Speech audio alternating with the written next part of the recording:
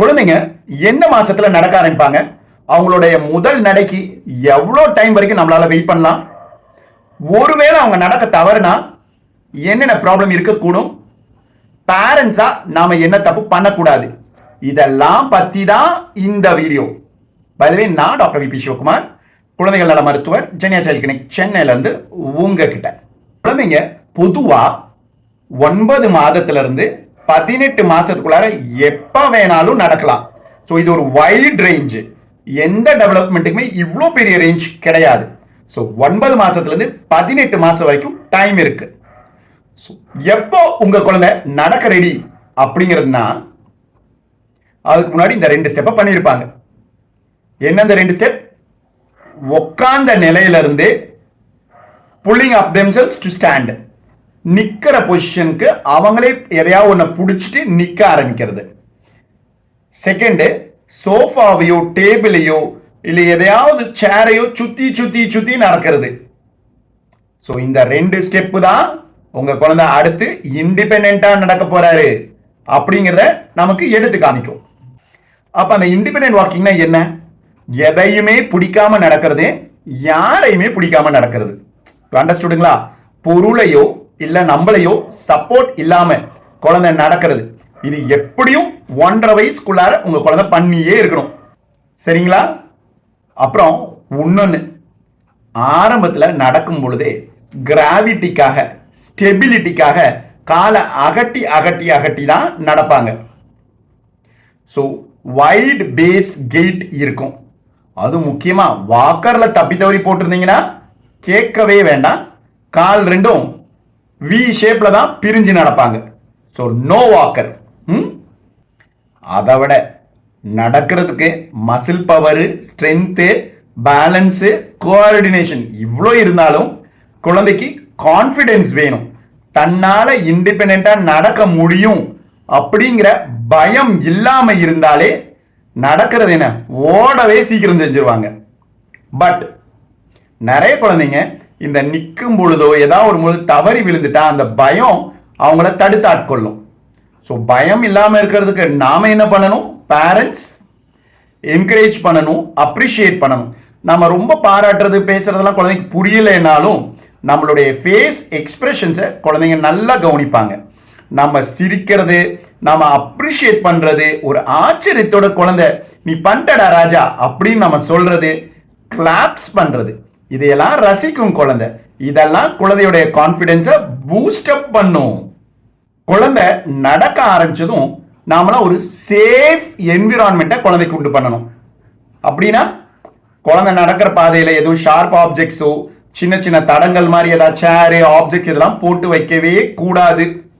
நிறைய குழந்தைங்களோட விளையாடணும், விளையாடிக்கிட்டே இருக்கணும். குழந்தையா பேரண்ட் மாறுறாங்கன்னா அந்த வீட்டில் டெவலப்மெண்ட் பர்ஃபெக்டா பக்காவா டைமுக்கு நடக்கும்.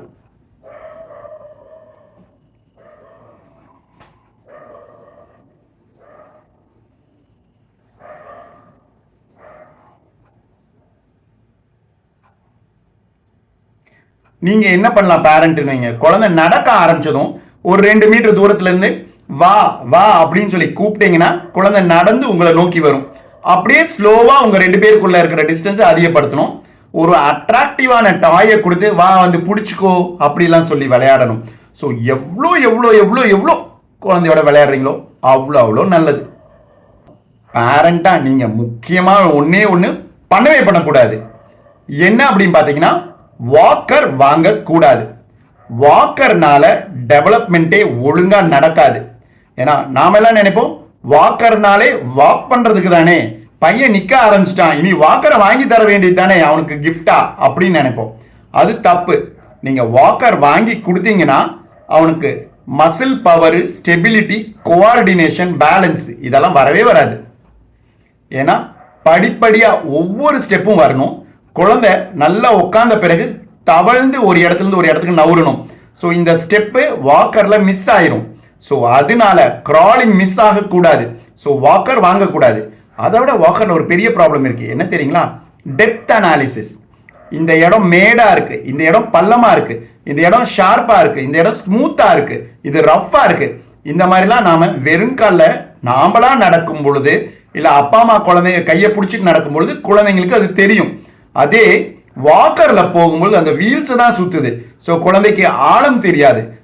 அதனால தான் நீங்கள் குழந்தைங்க சில குழந்தைங்க பார்த்தீங்கன்னா நடக்கும்போது டப்பு டப்பு டப்பு டப்புன்னு விழுவாங்க. அவங்கெல்லாம் ஆரம்பத்தில் வாக்கரில் பழகியிருப்பாங்க. ஸோ அதனால தான் அந்த டெப்த் அனாலிசிஸ் டெப்த் பர்செப்ஷன் கிடைக்காது அவங்களுக்கு. ஸோ அவங்க என்ன பண்ணுவாங்க, டகால் டகால் டகால்னு கீழே விழுந்துருவாங்க. இப்போ ஒரு டேபிள் இருக்கு, டேபிள்லேருந்து கீழே தாவணும்னா நிதானமாக தாவணும். ஆனால் இந்த வாக்கரில் பழகின குழந்தைங்களுக்கு அந்த அனாலிசிஸ் தெரியாது. ஸோ அதனால டப்புன்னு கீழே விழுந்துருவாங்க. குழந்தைங்க நின்னப்புறம் நடந்து போகிறதுக்கு ஒரு 3-4 மாசமாவது ஆகுது. ஏன் அப்படின்னு யோசிச்சிங்கன்னா இன்னொரு முக்கியமான ஸ்கில் செட் அவங்க டெவலப் ஆகணும். தன்னுடைய ஒரு காலால் தன்னுடைய உடம்பை பேலன்ஸ் பண்ணி மறுபடியும் தான் அந்த இப்படி இன்னொரு காலால் நடக்க ஆரம்பிக்க முடியும். ஸோ இந்த பேலன்ஸ் அவங்க டெவலப் பண்ணுறதுக்கு அந்த 3-4 மந்த்ஸ் ஆகும். ஸோ இதை பற்றி கவலைப்படாதீங்க. குழந்தை நடக்குதுன்னா அதுக்கு முன்னாடியான பயிற்சி எல்லாமே பண்ணிட்டு தான் பண்ணுது. உருள்றது, குப்புற விழுகிறது, உட்கார்றது, பாட்டம் ஷஃபிள் பண்ணுறது, தவழ்றது, நிற்கிறது, இது எல்லாமே ஸ்டெப் பை ஸ்டெப்பாக ஃபவுண்டேஷன் மேலே ஃபவுண்டேஷன் போட்டு போட்டு போட்டு குழந்தை பின்னால் நடக்கிறதுக்கும் ஓடுறதுக்கும் வாழ்க்கையில் நடந்துக்கிட்டே இருக்கிறதுக்குமான முயற்சிகள். ஸோ இதுக்கு தேவை உங்களுடைய என்கரேஜ்மெண்ட், அப்ரிசியேஷன் தான், ப்ளஸ் பொறுமையும்.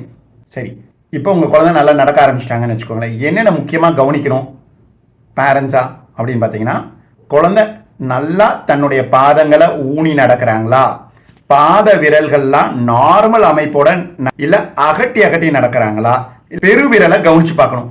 சில பேருக்கு அது உள்ள வளைஞ்ச மாதிரி இருக்கும், இல்லாட்டி சில பேர் அகட்டி வச்சு நடப்பாங்க. ஸோ அந்த பெருவிரலும் மற்ற விரல்களும் கரெக்டாக இருக்கா அப்படிங்கிறத நீங்கள் பார்க்கணும்.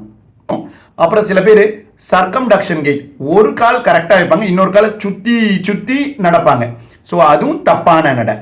ஸோ இந்த மாதிரி நடக்கும் பொழுது அவங்க எப்படி நடக்கிறாங்கங்கிறத பார்க்க வேண்டியிருக்கும். சில பேர் இந்த ப்ரெக்னென்ட் விமன்லாம் நடக்கிறாங்களே, இந்த வேட்லிங் கெயிட்டுன்னு சொல்லுவாங்க, அந்த மாதிரி இன்னும் நடக்கக்கூடாது. ஸோ இந்த மாதிரி நடையில் டிஃப்ரென்சஸ் நீங்கள் பார்க்கக்கூடாது. இன்னொன்று, குழந்தைங்க நின்ன ஆரம்பிச்சதுமே சில பேர் ஷூ சாக்ஸு போட ஆரம்பிச்சிடுறாங்க. தயவு செஞ்சு ஷூ சாக்ஸ் போட வேண்டாம். குழந்தைங்க வெளியில் எங்கேயா நீங்கள் கூட்டிகிட்டு போகிறீங்க, நல்லா நடக்க பழகிட்டாங்கன்னா எடுத்து வியர் பண்ணிக்கோங்க. ஆனால் வீட்டில் நடக்கும்போது ஷூ சாக்ஸ்லாம் வேண்டாம். அவங்க வெறுங்காலில் நடந்தாதான் அவங்களால டெப்த் அனாலிசிஸு, கால்லேருந்து வைப்ரேஷன், சென்ஸு எல்லாத்தையும் உணர முடியும்.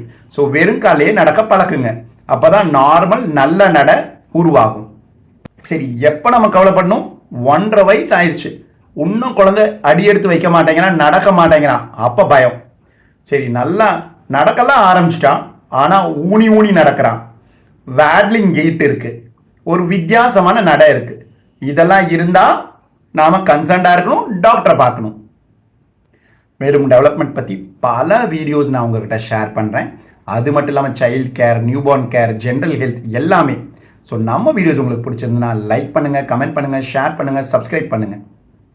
அதுதான் நம்மளை மோட்டிவேட் பண்ணும்.